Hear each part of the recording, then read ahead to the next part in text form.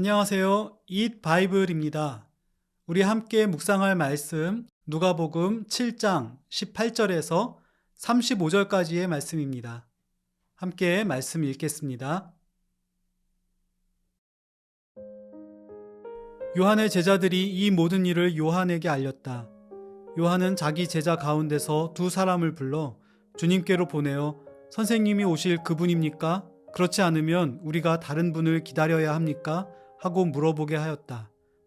그 사람들이 예수께 와서 말하였다. 세례자 요한이 우리를 선생님께로 보내어 선생님이 오실 그분입니까? 그렇지 않으면 우리가 다른 분을 기다려야 합니까? 하고 물어보라고 하였습니다. 그때 예수께서는 질병과 고통과 악령으로 시달리는 사람을 많이 고쳐주시고 또 눈먼 많은 사람을 볼 수 있게 해주셨다. 예수께서 그들에게 이렇게 대답하셨다. 너희가 보고 들은 것을 가서 요한에게 알려라. 눈먼 사람이 다시 보고 다리 저는 사람이 걷고 나병 환자가 깨끗해지고 귀 먹은 사람이 듣고 죽은 사람이 살아나고 가난한 사람이 복음을 듣는다. 나에게 걸려 넘어지지 않는 사람은 복이 있다. 요한의 심부름꾼들이 떠난 뒤에 예수께서 요한에 대하여 무리에게 말씀하셨다. 너희는 무엇을 보러 광야에 나갔더냐? 바람에 흔들리는 갈대냐? 아니면 무엇을 보러 나갔더냐? 비단 옷을 입은 사람이냐? 화려한 옷을 입고 호사스럽게 사는 사람은 왕궁에 있다. 아니면 무엇을 보러 나갔더냐? 예언자를 보러 나갔더냐? 그렇다. 내가 너희에게 말한다. 그는 예언자보다 더 위대한 인물이다. 이 사람에 대하여 성경에 기록하기를 보아라, 내가 내 심부름꾼을 너보다 앞서 보낸다. 그가 내 앞에서 내 길을 닦을 것이다 하였다. 내가 너희에게 말한다. 여자가 낳은 사람 가운데서 세례자 요한보다 더 큰 인물이 없다. 그러나 하나님 나라에서는 가장 작은 자라도 요한보다 더 크다. 모든 백성과 심지어는 세리들까지도 요한의 설교를 듣고 그의 세례를 받았다. 이렇게 하여 그들은 하나님의 오르심을 드러냈다. 그러나 바리새파 사람들과 율법학자들은 요한에게서 세례를 받지 않음으로써 자기들에 대한 하나님의 계획을 물리쳤다. 그러니 이 세대 사람을 무엇에 비길까? 그들은 무엇과 같은가? 그들은 마치 어린이들이 장터에 앉아서 서로 부르며 말하기를 우리가 너희에게 피리를 불어도 너희는 춤추지 않았고 우리가 애곡을 하여도 너희는 울지 않았다 하는 것과 같다. 세례자 요한이 와서 빵도 먹지 않고 포도주도 마시지 않으니 너희가 말하기를 그는 귀신이 들렸다 하고 인자는 와서 먹기도 하고 마시기도 하니 너희가 말하기를 보아라, 저 사람은 마구 먹어대는 자요 포도주를 마시는 자요 세리와 죄인의 친구다 한다. 그러나 지혜의 자녀들이 결국 지혜가 옳다는 것을 드러냈다. 복음에 대해, 예수님에 대해 심각하게 고민하며 질문을 던져본 적이 있으십니까? 하나님은 성경에 약속한 대로 우리를 구원하실까? 또는 예수님은 정말 하나님의 아들이고 구원자 메시아가 맞는 걸까? 이런 질문 던져본 일이 있으십니까? 오늘 본문에서는 뜻밖의 인물이 예수님께 질문을 합니다. 메시아로 오신 주님을 세상에 가장 먼저 소개했던 세례 요한입니다. 그랬던 그가 예수님의 복음 전도와 치유, 또 가르침의 활동을 전해 듣고는 사람들을 보내서 선생님이 오실 그분입니까? 그렇지 않으면 우리가 다른 분을 기다려야 합니까? 라며 묻고 있습니다. 그는 왜 이런 질문을 했을까요? 먼저 생각해 볼 수 있는 것은 자신이 알고 기대했던 메시아의 모습과 예수님의 활동 사이에 갭을 느꼈던 것 같습니다. 또 이 시기 요한은 동생의 아내와 불륜을 저지른 불의한 왕 헤롯을 비판하고 미움받아서 감옥에 갇혀 있었는데 자신이 불의한 권세 아래서 겪고 있는 억울함을 해결해 주지 않으시는 저분이 메시아, 의의 왕이 맞는지 의구심을 표현한 것일 수도 있습니다.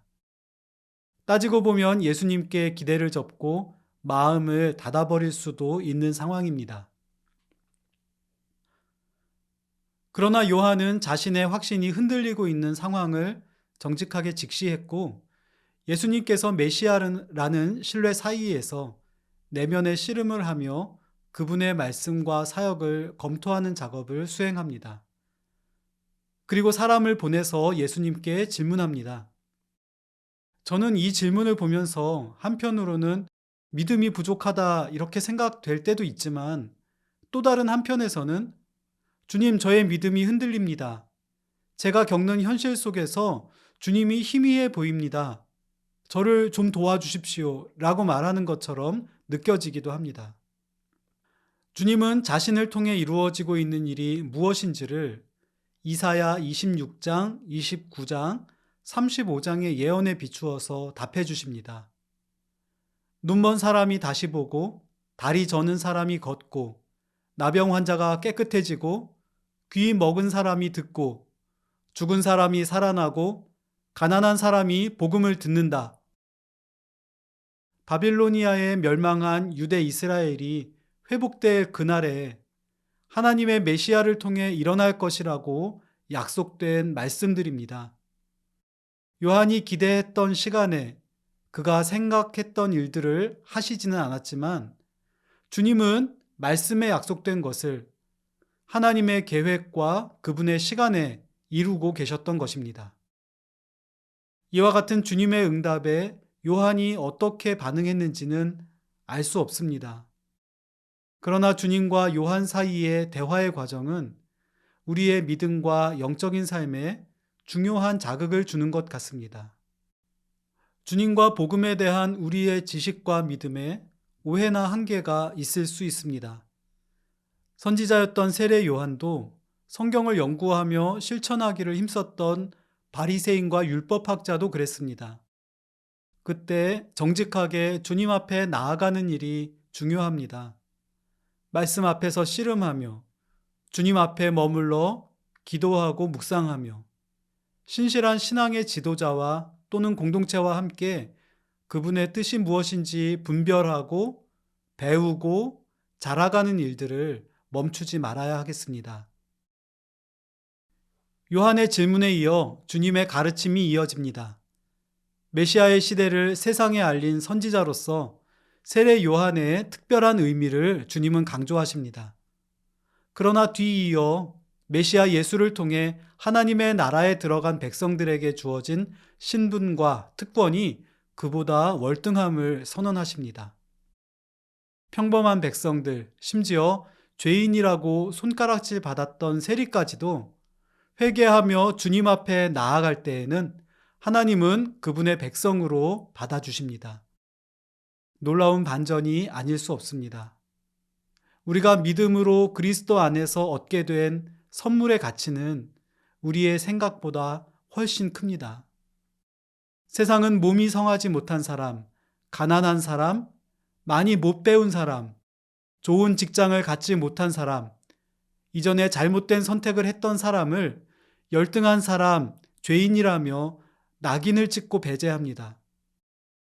그러나 우리 주님은 그런 사람들을 받아들이십니다. 찾아다니며 초대하십니다. 영원한 하나님 나라의 백성으로 환대하며 존귀하게 대하며 회복시켜 주십니다. 우리는 이 은혜 받은 사람입니다. 이것이 우리에게 선포된 메시아 예수의 복음입니다.